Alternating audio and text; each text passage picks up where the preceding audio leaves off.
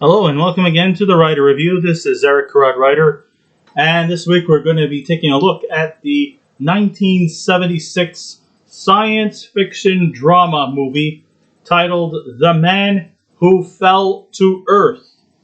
Now, The Man Who Fell to Earth runs for 2 hours and 18 minutes long. It is directed by Nicholas Roeg. The script was written by Paul Meyersberg. It is based off of the 1963 novel The Man Who Fell to Earth by Walter Tevis. It was produced by Michael Dealey and Barry Spikings. The music was composed by John Phillips, of the Mamas and the Papas fame, and Japanese percussionist Stomu Yamashita. The cinematography was done by Anthony Richmond, and it was edited by Graham Clifford.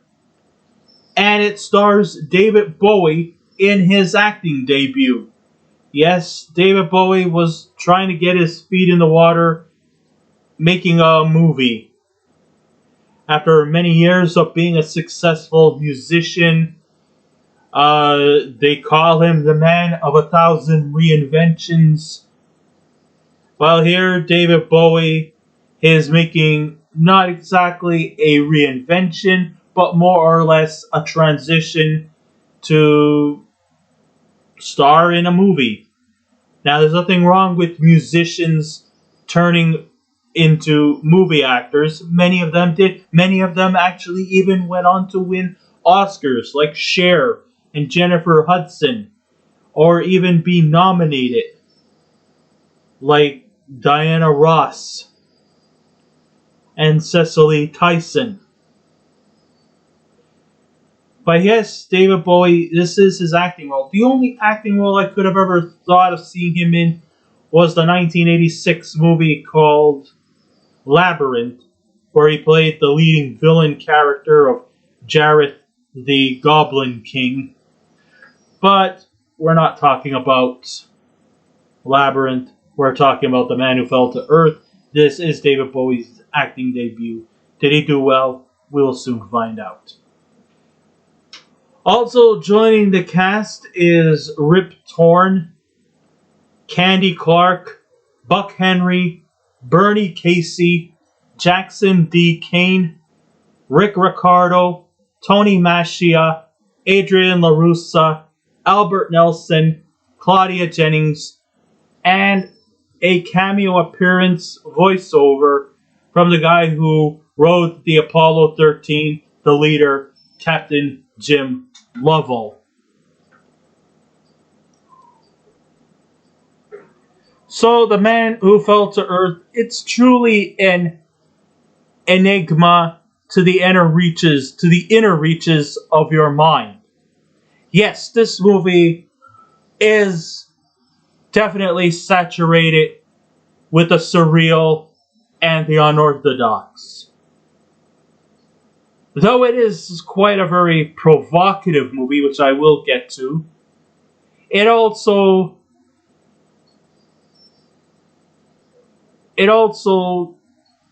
maybe to many, might even think this movie was underwhelming.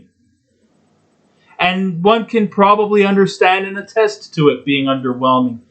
Because the thing of the matter is that some people seem to gravitate towards being spoon-fed every scene from detail to detail. Well, The Man Who Fell to Earth isn't going that direction. There's no spoon-feeding here. Either you understand what the movie's about, or you don't. That's really all the gist of it. On the one hand, it's one of the more unusual movies, like I said, that's unorthodox in its deliveries. On the other hand, it also stands out as an original work of art that will likely be tailor-made to fans who like movies with a more artistic value to it. Now, of course, you may think this movie, because it's science fiction, people think that it's going to be dealing with spaceships, aliens, laser beams. Well, no, it's nothing like that at all. It actually has more closer to to a human drama. Albeit our main character isn't an Earthling, he's a creature, a humanoid from another planet. But it still can pan off more closer to the realms of a human drama. And I will get more into that. It's one of those movies where being normal is the new weird, while being eccentric is more inviting. It also helps that a pop rock star who has transformed himself several times in his life seemed like the perfect casting choice for a genre of this type of movie. And although David Bowie is a creative genius, he's also still stands out by many, maybe by the critics or the naysayers, as just a transformative weirdo. Which is a little bit abrupt, a little bit cruel. But that's what the critics and the naysayers, who probably are not David Bowie fans, may just dismiss him as.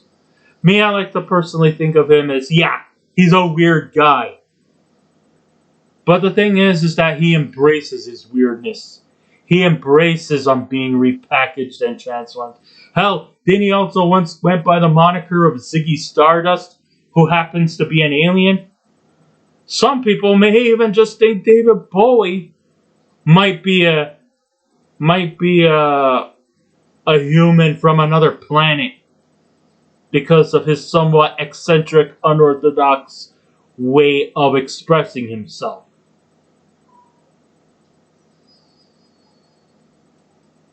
And this is not, disrespecting the man.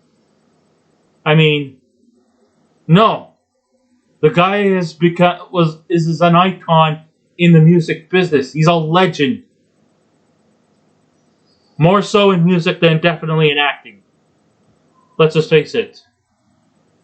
Was his acting good in this movie? I'm not going to say it was the worst performance in the world. I mean, I'm not gonna gush on to him, just because the fact that this was his actual acting debut, that I should just, cut him some slack. No. I don't cut anybody any slack. I mean, I'm not going to say this was the worst performance I've ever seen from anyone. But at the same time, I'm not going to say it's the greatest acting I've ever seen from a non-actor. He did good, but nothing really under the radar that will captivate you. And I think he actually was the perfect choice to play this type of character. I mean, it was better than the other choices. I mean, before they casted David Bowie, they were leaning towards people like Peter O'Toole, which I don't really see. They were also leaning towards somebody like Robert Redford, but I don't see that too much either. And they were also trying to lean towards rock musicians for the role. They considered Mick Jagger. They put him in perspective. They were even putting in Freddie Mercury to play the role. But I don't think he really had too much interest. Although I think he probably would have been good in this movie. I'm not knocking him out. And I think David Bowie actually seemed like the perfect choice. I mean, the guy went around serenading himself as Ziggy Stardust, who was an alien himself. So, if this guy wants to go out claiming that he's an alien, may as well just cast him as an alien. Perfect sense, right? Fucking A, yeah. So, under the direction of Nicholas Roeg, the man who fell to Earth makes the world we live in seem opportunistic and corrupt. Or a better definition would be manipulative, and inviting. And it's actually kind of rings true. I mean, in our world we live in, people are just so corrupt and opportunistic. And it just seems to go together like peanut butter and jelly. And the world that we live in seems to be somewhat manipulative and inviting. You buy something at a reasonable price, and we'll make sure to guarantee you'll be set for life. And of course, through commercials, they want you to buy their product because they think it's effective. And they will use these commercials to manipulate you so that you can buy their products because they think that their products are number one, and everyone is just going to be so gullible and naive. They're going to actually comply and actually think that the products that they're selling is actually efficient. And while sometimes it may be, but a lot of times it's all just manipulative bullshit. And that's kind of like what you get in the world of consumerism.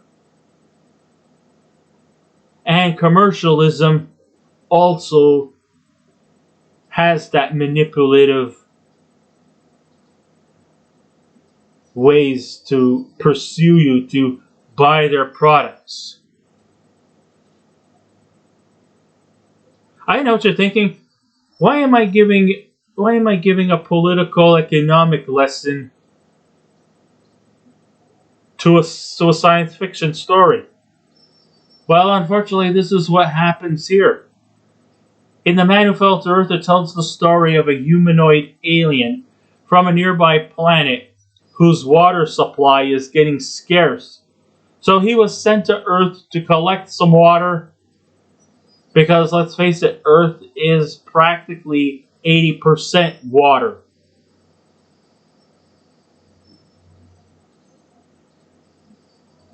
And our particular alien friend wants to collect as much water so that he could bring it back to his home planet to save his family and to save the inhabitants from extinction.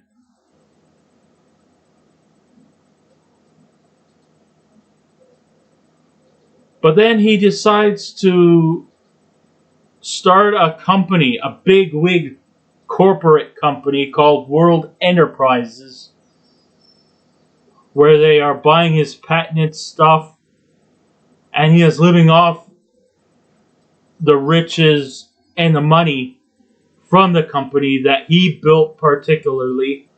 He built on his own, and then he eventually ends up getting caught in the gullible act of temptation as people of high influence and money take him under their wings, which his road to success had also been his unfortunate damnation.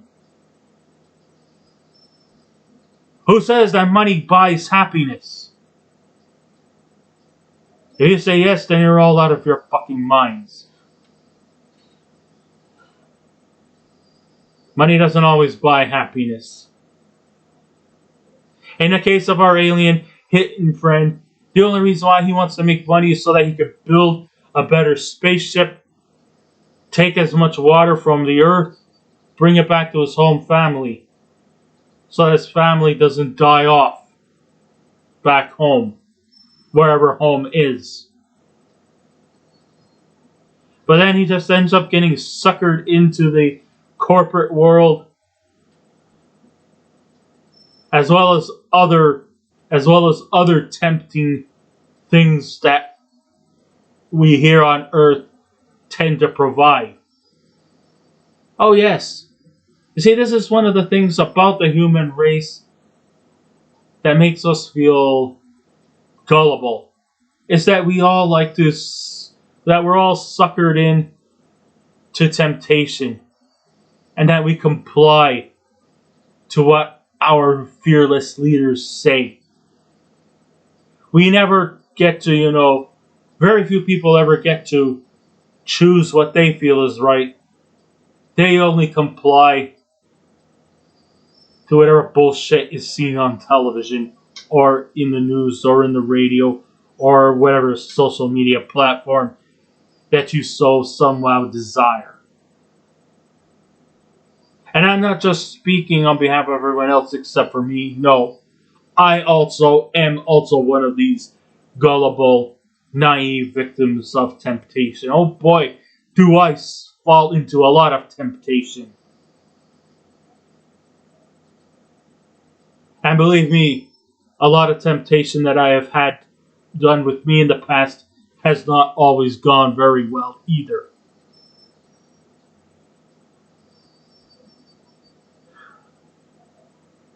I've bought a lot of stuff where they say, "Oh, my product is good," and then it turns out to be utter crap. And then when I try to get my reimbursed, they're like, "You bought into my product, so fuck you."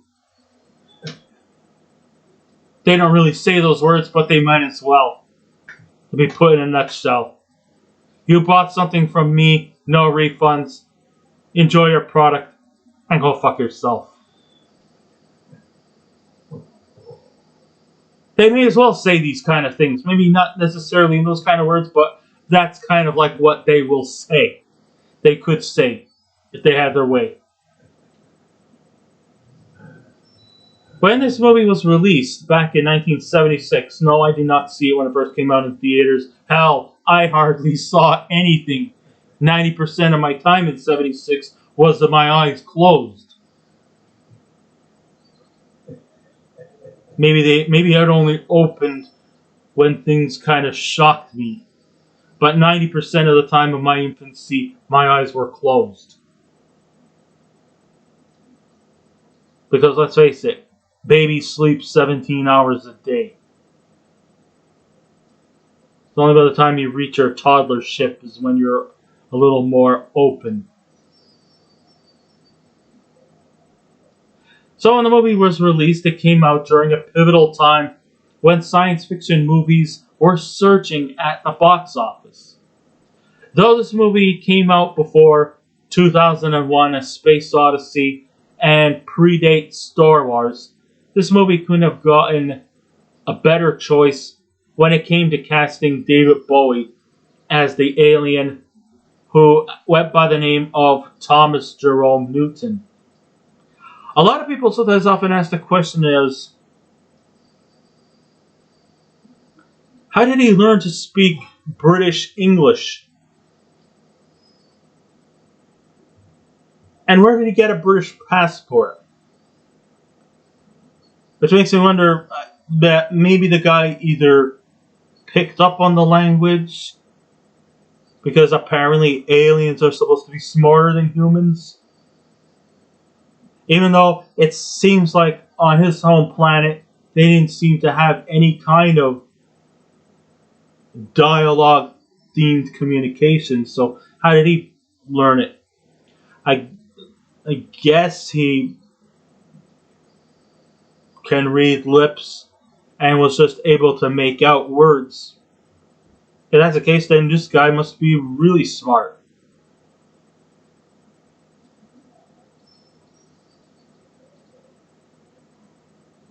I guess the name Newton derives from Isaac Newton,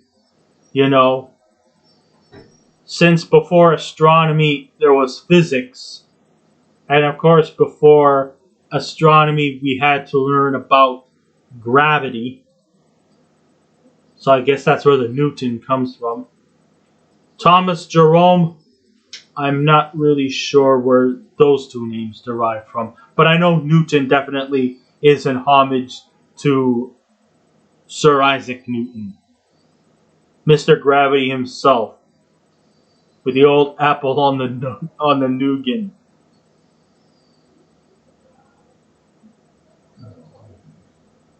The whole what comes up must come down. And the reason why on Earth, when we jump we go down because of gravitational pull. But you know what? If we were living on a planet like Jupiter, which is pretty much mostly gas, if we jump, we don't come down. We levitate.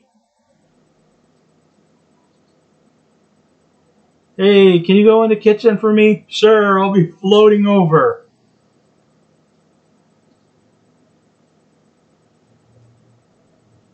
Since, planets like Jupiter and Saturn, which are more larger than Earth or even Mars, they don't have a gravitational belt. If not, we'd be floating to the kitchen.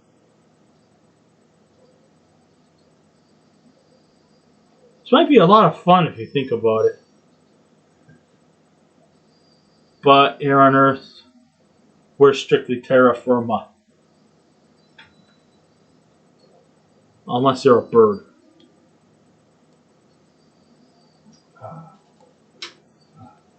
The opening scenes start off with a captivating fall from somewhere, and the scenery never holds back in its beauty and its atmosphere.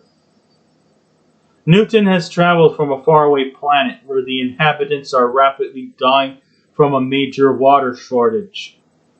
But being very intelligent in patenting technological apparatuses, he makes it his mission to get as much money to build a corporation, make a hefty profit, build a more advanced rocket, take tons of water supply, and save his planet and his dying family.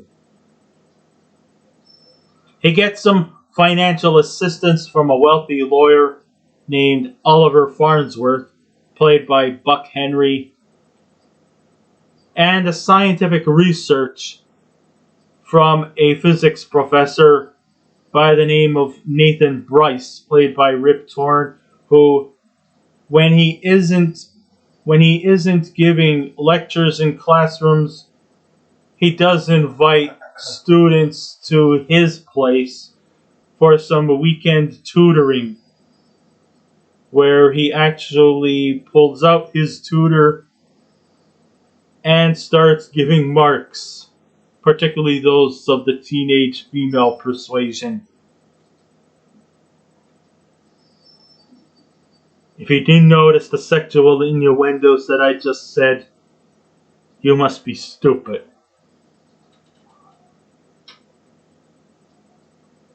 Yes, that's right. He is the tutor who toots. And he doesn't mind grabbing onto his teenage students' toots as well. Remember, I said toots, I didn't say... Let's move on. I mean, particularly, they keep throwing money at him. I'm talking about Mr. Newton. Like there's no tomorrow. And asking questions is not optional. Newton built an empire for himself, like I mentioned before, World Enterprises, which specializes in newly built devices to help change our lifestyles. I mean, World Enterprises is just as much of a giant mega corporation like Amazon and Microsoft and Apple and Big Pharma and all these other huge conglomerates like Walmart and McDonald's. You know, corporations that are going to probably be here for a long time. And if they ever get lawsuited, they'll never go bankrupt. Because what's a $12 million lawsuit to McDonald's? That's practically just fuck you money. And they could throw money away like there's no tomorrow. I mean, these are the type of corporations that have money to burn and have a nice little nest egg to burn more money. Because let's face it, we're the ones who buy into into their products. Why is that? Because we're all just a bunch of gullible little sheep.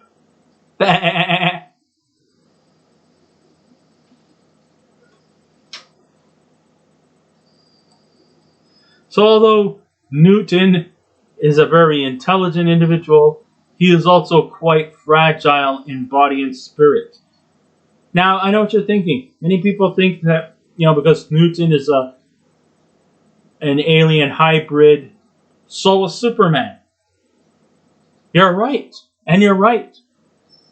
But to compare Thomas Jerome Newton with Superman is like comparing apples to oranges, or comparing the prime rib to dog treats.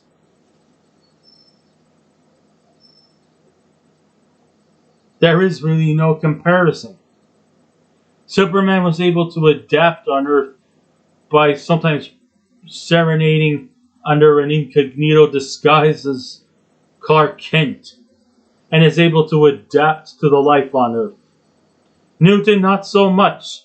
He seems to be quite fragile. Number one, he's very gaunt and skinny. I mean, what did David Bowie do? How did he do that? I don't understand why these Hollywood actors want to just sacrifice their own weight and their own health just to get themselves into a fucking role. Why the hell do they do that? It's dangerous. Yes, I know you were supposed to look like a freak, but you had to actually go to such great levels to reach that pinnacle. I mean, David Bowie looked like he weighed almost 73 pounds and was actually wearing kids' clothes. Kid-size clothes, believe it or not.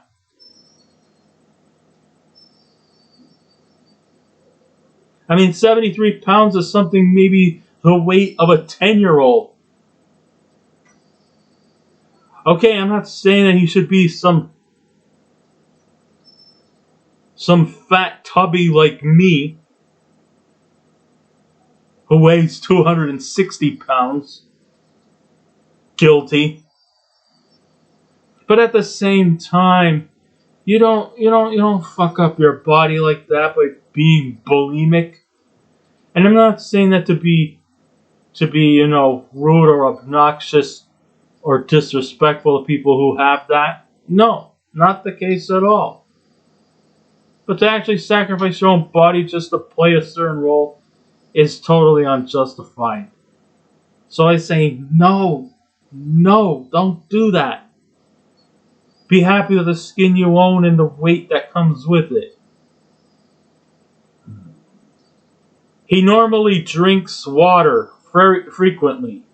In fact, his consumption of water is so frequent, he drinks it like as if the Pacific Ocean will dry up in a second.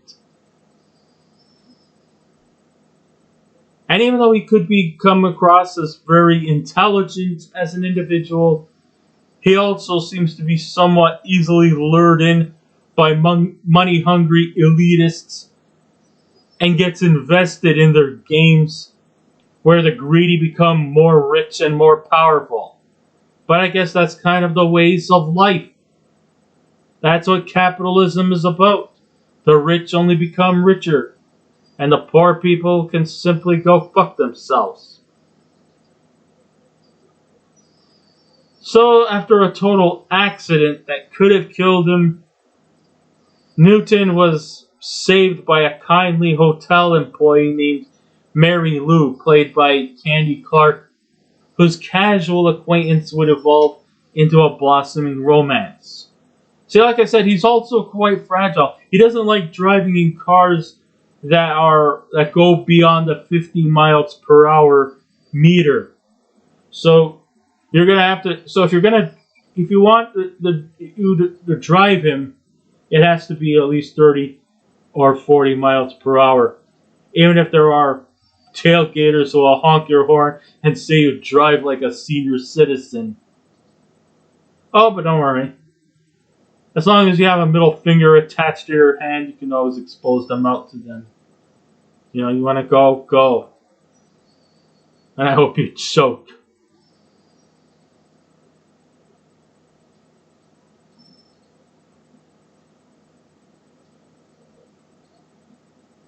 You know. Also, it seems like he doesn't like riding in elevators because it makes his nose bleed. Okay, I mean, some people might think that's abnormal behavior, especially from an alien hybrid, but then there are also news reports that used to come around saying that people really do have nosebleeds in elevators. But, but going back to Mary Lou, when she tries to escort him to his hotel room, riding on an elevator really could have almost put him to a potential death. I mean, he wasn't just having like just a little bit of a bloody nose. I mean, he was like gusting all over. Like he was going to have something like an aneurysm.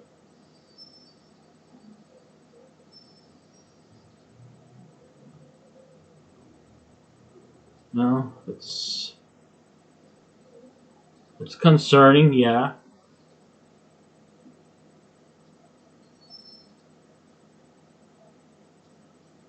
Mary Lou, at first glance, seems to come across as being vulnerable and clingy, while Newton kind of remains solitary and detached. Apparently, Mary Lou seems to kind of like this somewhat weird guy. But then again, she also says she thinks freaks are cool. And it seems like she seems to be somewhat attracted to him for his somewhat weird ways of life.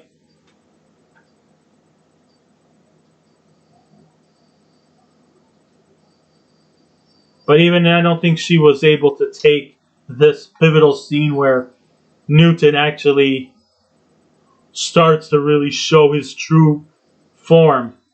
You know, he ends up has these like yellow cat eyes, no pigmentation on his skin. He's bald. He has no ears. I mean, when he really actually goes into his true alien form, even she was freaked out. So much so that there was a scene where she actually got so scared, she actually literally pissed her pants. While it may not seem pleasant, at least it was kind of a very important scene because we didn't know if he really actually really was an alien or just some really weird guy. But when he revealed that he really is an alien and not a bona fide weirdo, you know, we get to actually see that this humanoid means business.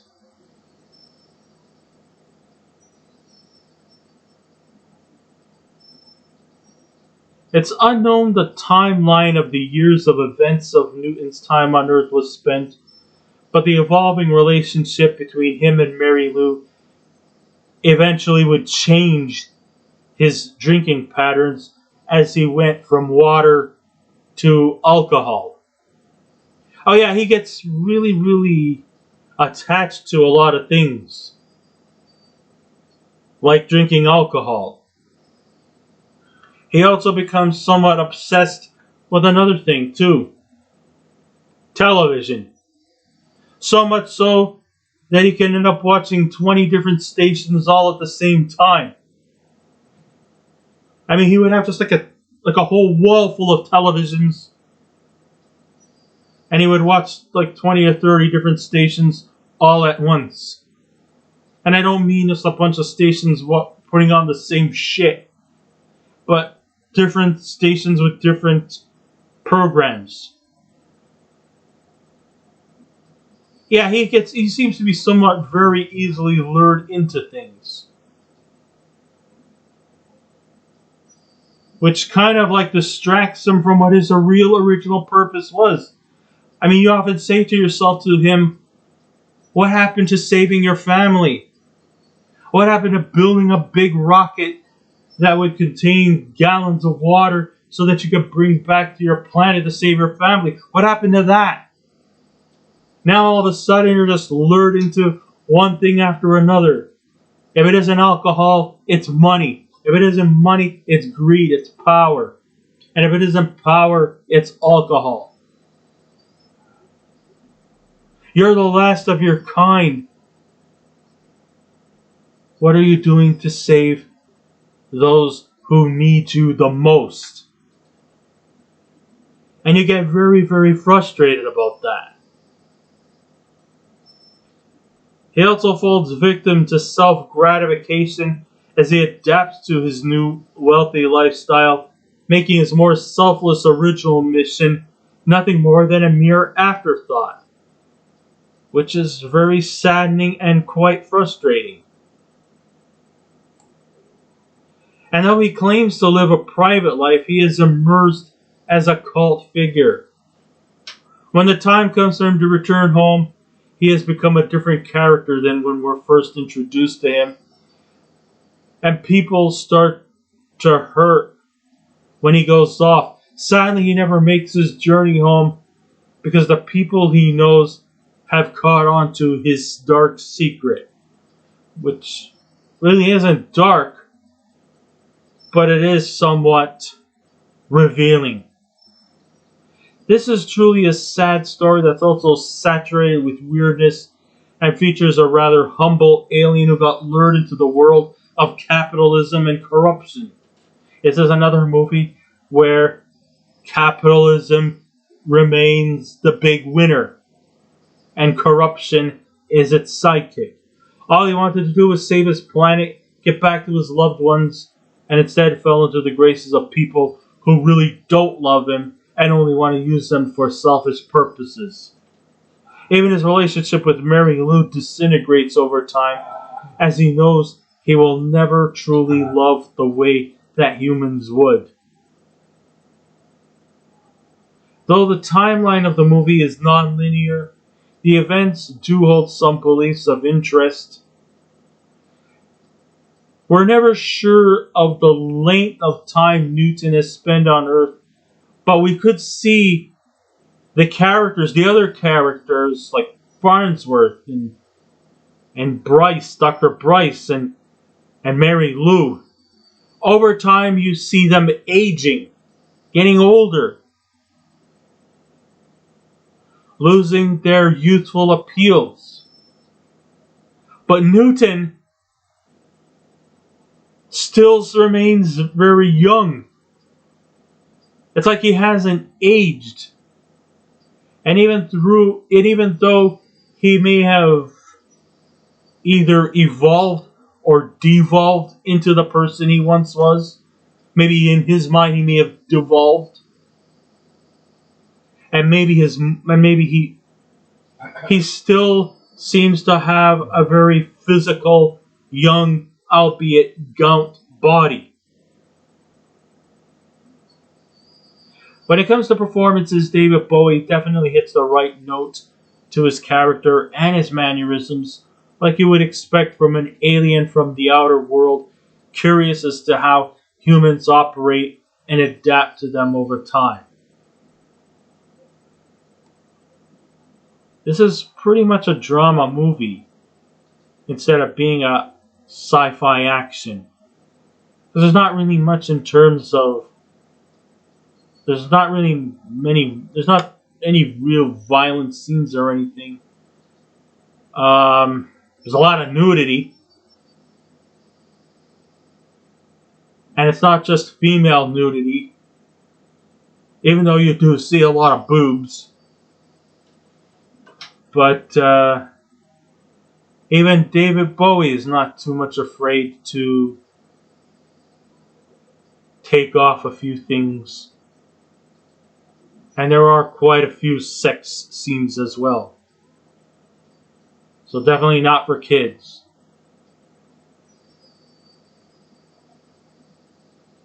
Okay? Grow up. Though often depicted as a visual artist, director Nicholas Roeg lets his talent speak volumes and isn't afraid to let typical things we may look seem unorthodox.